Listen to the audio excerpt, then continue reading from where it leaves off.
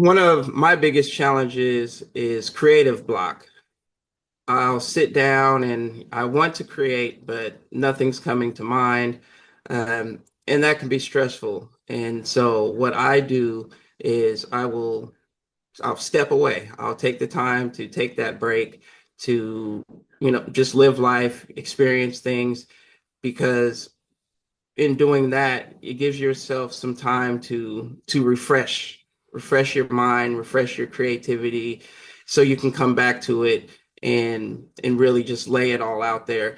It doesn't always work coming right back, but I think with taking that break when you come back, sometimes you just have to create something. Just something. It doesn't have to be perfect. It doesn't even have to be used. It doesn't even have to be right. It's just about that exercise, the practice of doing it.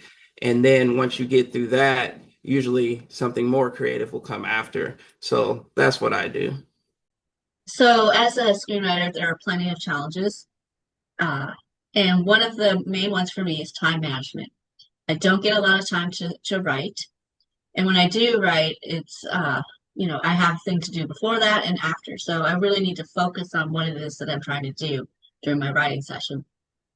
And for instance, if my main character's goal is to save somebody, I need to know what the obstacles that prevent him or her from doing that and what are the stakes, and also what's the tension and conflict. So I need to have those things really ironed out, and also if this character is going to be successful, how am I going to achieve that, and what clues am I going to drop throughout the screenplay. So that is a lot to do in a limited amount of time.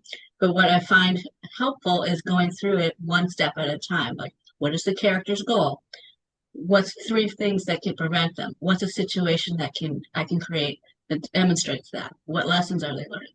So if I do it one step at a time and just immerse myself in each step, I'm often able to focus more clearly on what I'm writing. From it, I use my time more efficiently, and it's much more fun to be creative in that way instead of like, what should I do?